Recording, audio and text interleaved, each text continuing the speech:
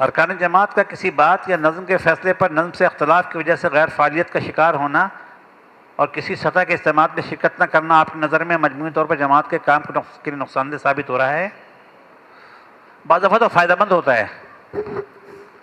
کوئی ایسا فرد جو ٹربل میکر ہو وہ گھر میں بیٹھ جائیں تو آپ اہتمام کریں کہ نہ اٹھیں, کچھ لوگ اس کام پہ لگا دیں.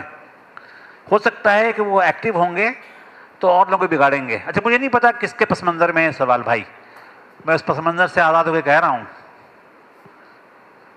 یہ تو ایک جنرل سی بات ہوئی, لیکن ظاہر ہے کہ آپ کی اگر افرادی قوت میں کمی ہوگی اور خاص طور سے منجھے ہوئے پرانے لوگ, تو نقصان تو اس کا ہوگا. اور پہلی والی کیٹیگری میں تو اکا دکا لوگ ہوتے ہیں. زیادہ تو یہ لوگ ہوتے ہیں کہ جو فرسٹریٹ ہو جاتے ہیں کسی بیہیویئر کی وجہ سے, کسی رویے کی وجہ سے, کسی فیصلے کی وجہ سے. اب بعض لوگ فرسٹریٹ ہوتے ہیں کسی آدمی کی وجہ سے بھی, تو انہیں کاٹ نہیں دینا چاہیے, رابطہ رکھنا چاہیے. جبرن تو کام نہیں کرا سکتے آپ, رابطہ رکھیں. اور میں نے دیکھا ہے کہ 15 سال تک جو لوگ غیر فعال رہے وہ بالآخر آئے. ایک ہوتے تھے افتخار احمد صاحب مرحوم, اللہ جنت نصیب کرے ان کو, بہت اچھے آدمی تھے جو ایم پی اے رہے تھے.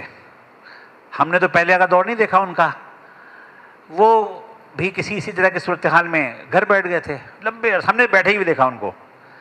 پھر وہ نعمت اللہ خان صاحب کے زمانے میں ایکٹیو ہوئے, نعمت صاحب نے ان کو نکالا اور پھر نائب امیر بنا لیا, اور نائب امیر رہے وہ. پھر آخر میں جسارت کے سی او رہے, اور بہت اچھے سی او رہے وہ.